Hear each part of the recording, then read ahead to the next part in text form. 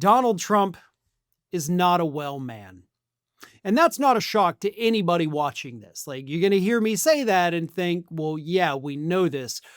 But there were several instances over just the last few days where Donald Trump put on full display for everyone to see both his mental and physical decay.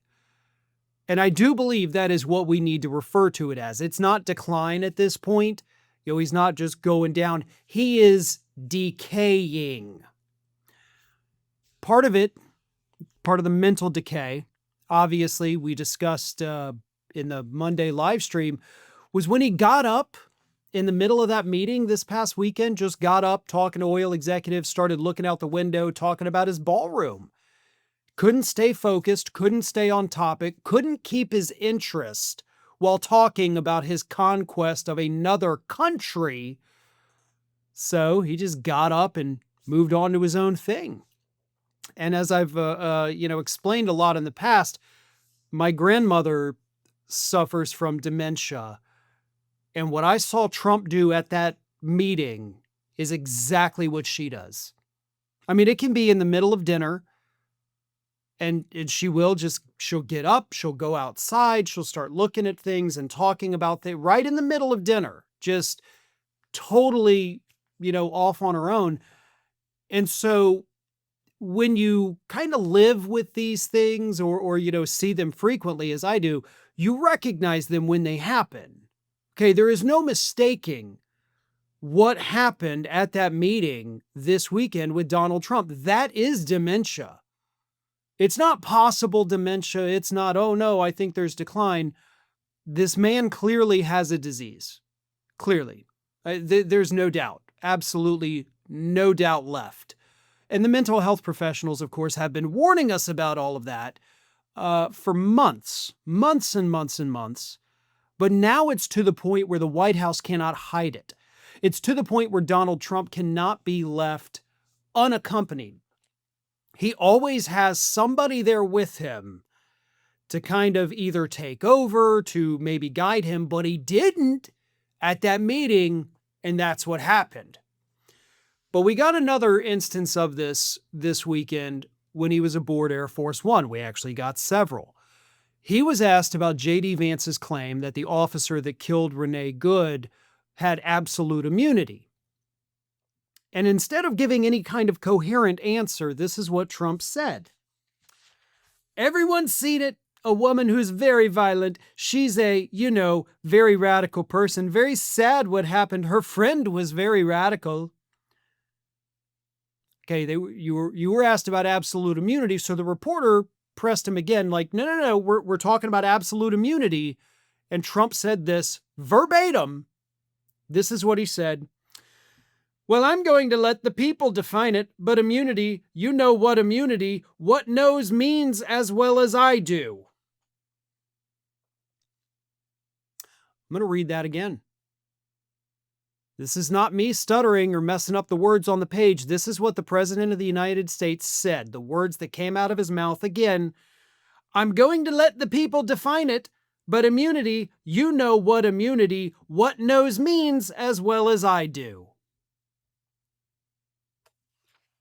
That is a direct quote from the 79-year-old President of the United States. You know what immunity knows what I mean do well.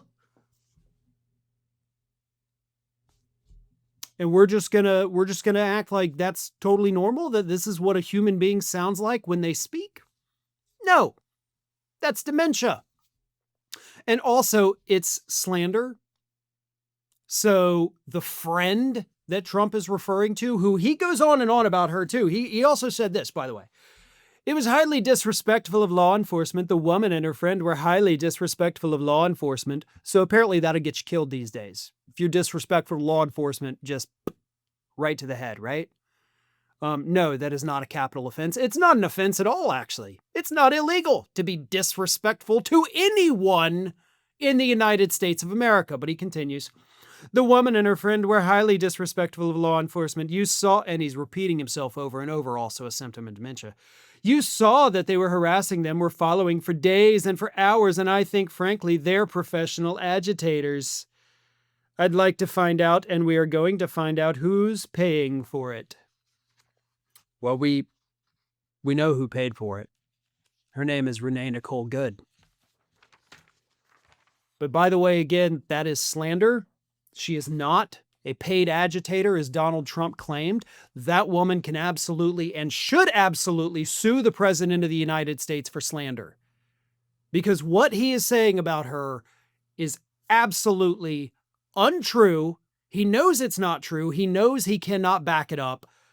He should be sued and put his demented ass on the stand and let him vomit up a word salad while in front of a jury. I would love to see that. And that woman right now, I know she's going through a lot and probably the last thing on her mind right now, but she needs to make that happen. She has the ability to do it. Again, not right now, like wait, I know obviously, but that's what needs to happen. And for the record, that wasn't the weirdest thing that happened to Donald Trump aboard Air Force One, because at one point, he basically told us that he's not steady enough to stand up anymore. He said this: "I'm looking for something to grab here because it's going to get rough.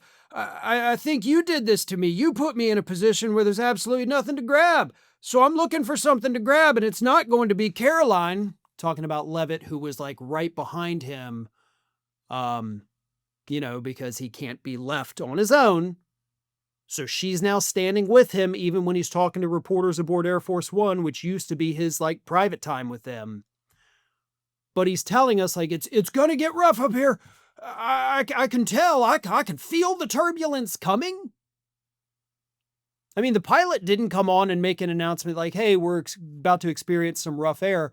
Trump just assumed we were about to get some rough air up there and was like, I can't, I need something to hang on to. Wait, you put me in a position where there's nothing to hang on to.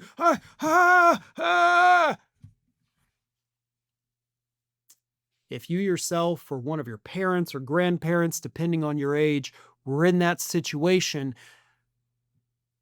you would be in that situation because you would realize, in my state, my physical state, I physically can't do this. I can't stand up on an airplane. Now, everybody who's flown before knows the turbulence can be rough, obviously. And if you happen to be one of those folks that's like walking to or from or even standing in the bathroom at the time of turbulence, yeah, it can be difficult to stand.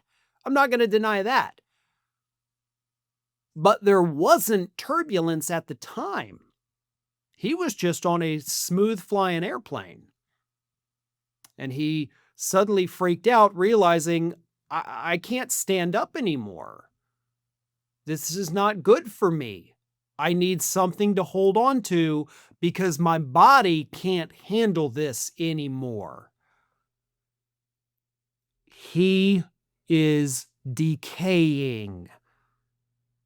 And again, I think that is the word we all have to start using. No more decline, no more impairment. It's decay, physical and mental decay.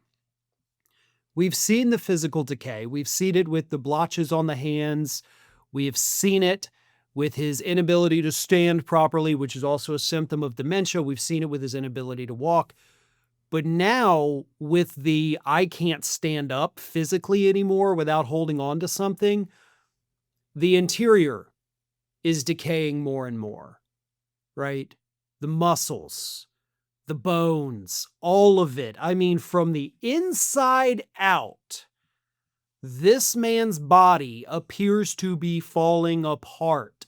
And the administration still continues to tell us that, nope, this dude's the healthiest person on planet Earth ever. This is what a person should be like, right?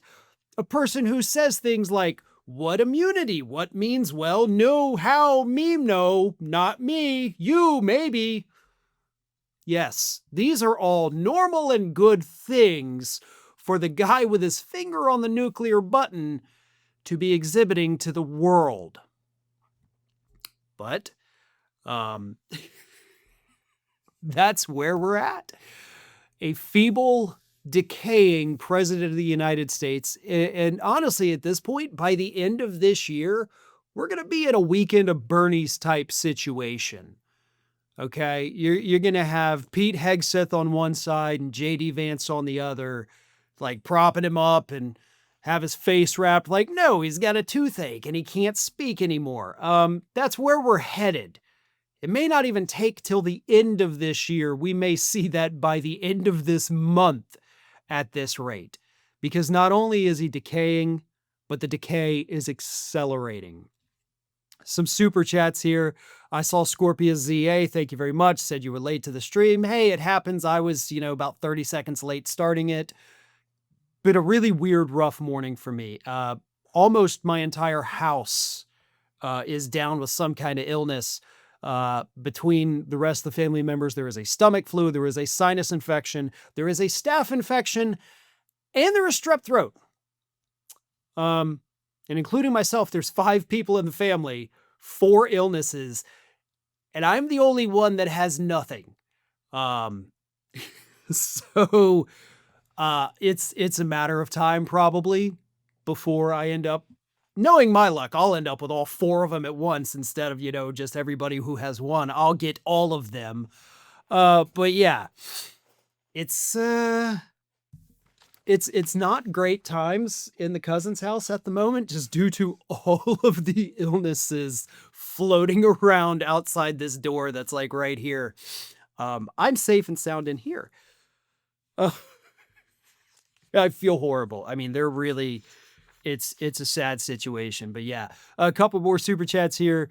Back Bay Boogeyman says, what would it take for Trump to finally get 25th? And how would MAGA morons still defend him most likely? Thanks, Farron. You have to have JD Vance in a majority of the cabinet. And that'll never happen. I mean, even if Donald Trump, as I pointed out Monday, even if he comes out, starts wearing his underwear on his head, they're going to be like, no, that's the trend. We're all going to do it. And they'll start doing it too. So they will never 25th Amendment him. Ever. I believe. I could be wrong. I hope I'm wrong. But it's not like that leaves us with, much better people running the government here. Another super chat here from Thomas said, please feed him more Big Macs. Pretty please. From DK. I agree. Like, Trump loves McDonald's, and as you get older and, especially if you do have dementia, you're looking for the comfort, you're looking for the familiar. So really the best thing in the world we can do for the guy is make sure he gets as much McDonald's as possible. Like, 5, 6, 7 times a day if we need to, but let's keep him comfortable. Let's keep him happy. So keep the fast food flowing there, White House, because you don't want him to get upset. And if whatever happens from people who eat fast food all the time, hey, at least he goes out doing something he loved, right? Thanks for watching, and if you are not already subscribed to the channel, please do so, and do not forget to like and comment and share widely among your friends.